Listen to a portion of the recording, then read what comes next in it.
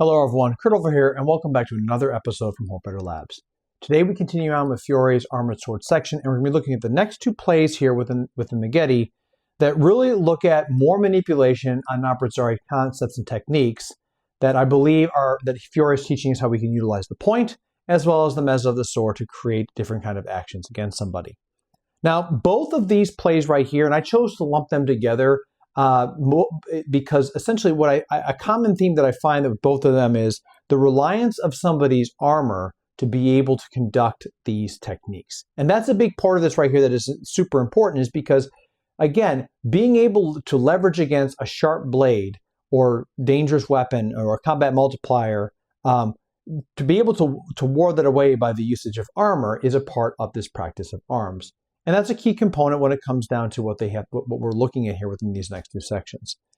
So again, while they are not necessarily in relation as a one and then the other, I believe these two right here is what Fiore is trying to show is another way of being able to how to leverage on, but also to guard yourself by utilizing the armor that you've got to create different opportunities that can hook into different directions. So with that being the case here, we're going to take a look at how these plays, one, look alone in themselves, but also maybe in conjunction with one another.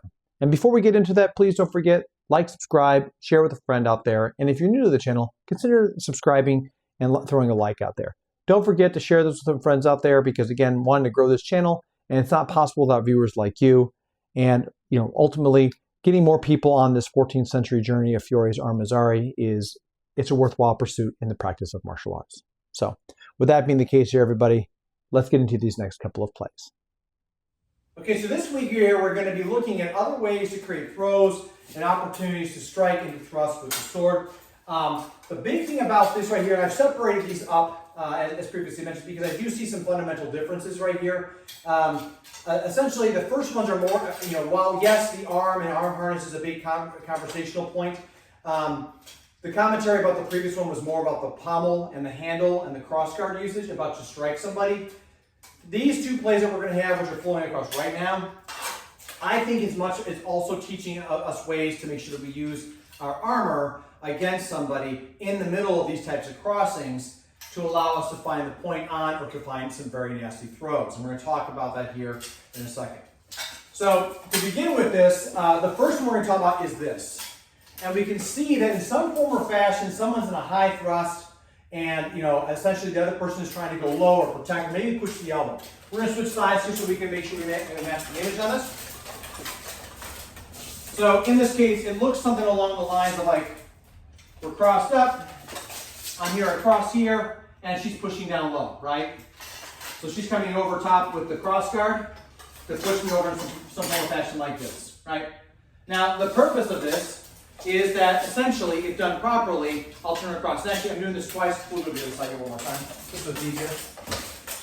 So if I'm crossed up like this right here, the thing about this position that the person that she's representing might be doing is she might be taking that cross guard, remember last week, and she's going to try to hook underneath the elbow or across in here, or she might be trying to hook underneath the elbow here to turn me, and now see how the pommel's right there?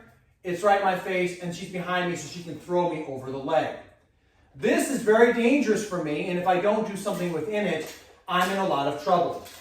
So essentially in this case, we may have crossed up, and we're just going to have a thing where she's trying to come up and over to hook me with the cross guard to make me turn over like we just did a second ago. So instead of letting her do that, I'm going to shift offline, and she comes up on it, and I'm going to use my forearm to brace against it and to have the thrust here in play. Now I took a step offline this way, which makes me shift off here, but I can also from here just press into it. So cross, she starts it, I'm here, and then there's the thrust to be able to hit the face or cause into the shoulder or other spots against her. The application that's important here is that I'm using the forearm guard, the van bracer, against the blade that's right here. This is a purpose of being able to use armor, which is a very huge part about Armazzari, in my opinion. So yes, we're trying to get around it, but how do we use this as a means to be able to defend ourselves and close and cross against ourselves to cause different options there against it? This can be offensively done as much as it is defensively done. So this is an example where she might be putting herself in this position to turn me and throw me into a bad direction.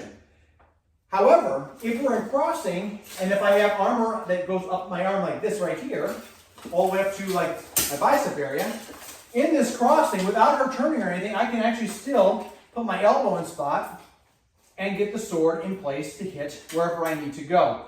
And this is safe. If she walks into me, she's going to stab herself. If she tries to push the arm, I've got weight against this right here that's settling down. So that play of action right there allows us to create this. And again, I'm using my elbow, but I might also cross right here. Maybe she has a high crossing, right? Maybe it's a little bit higher like this. I can still turn across over top here and bevel across using my gauntlet, my van bracer, whatever, to create that spot where I'm thrusting in to the person. All those quantified based on the fan bracer itself. Now the second one, this is one right here where, again, the consideration just really comes down to, if you're a shorter combatant, this may be something that you don't try, because the fact of the matter is, trying to get up and over on somebody may be very difficult. And while it may be possible for us to whip the sword around and do this, as is said in other portions of the manuscript, you got to remember, there's also the possibility that by doing this right here, that you cut yourself. So you have to be very careful of those kind of opportunities right there. But I digress to the point, because whether you whip this around to the other side, or you come up and over on them, it is still something right here which allows for a very nasty close and throw. And it requires us to, once again, trust our armor. Normally when I train with people or we work with this, we play to set. Some people are fond of that, some people are not. This is one of those situations, if I have the back of someone's neck, we call it right there, because the reality is anything else is going to turn the person in a way that may cause massive damage, especially if I don't let go of the cross. May I add something? Please. This is one where it's important to be conscientious of height and your body structure, because this may not be an advantageous play for me to do against someone like Kurt or anyone who is taller or larger. Please keep that in mind. That is a safety concern for myself and with the gear that I'm wearing, and for the individual that I'm working with.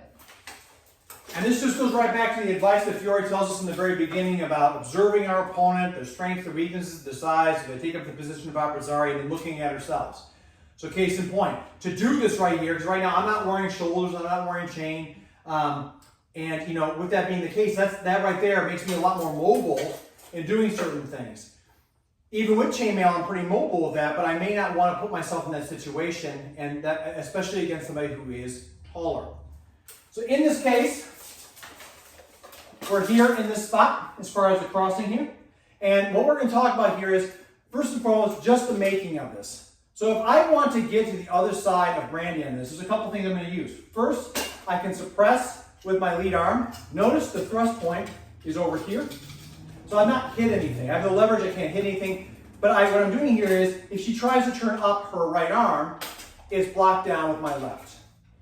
This gives me opportunity to come over top into this position right here, step behind or forward, depends on which way you're going with it all, and use the arm harness to protect against these types of things. So if she tries to load up the sword at all, she's only making this worse for herself, right? If I don't get to the inside, I'm like right here, right? There's the opening right there for the lower groin. So by stepping across, we're not only using the arms, we're using the legs, as well as the chain, to protect ourselves from low-lying thrusts. One more time, just for observation, we'll switch sides for that. So we cross, here, side foot. I come up and over the top, I'm here. She can't lift the sword, and if she tries to lower the sword, well, she's already going to go down with it anyway. If I'm on the other side, let's keep right here. If I'm right here, now she can retract the sword and put it right in a spot that is dangerous for me, and I'm going to hit in the femoral.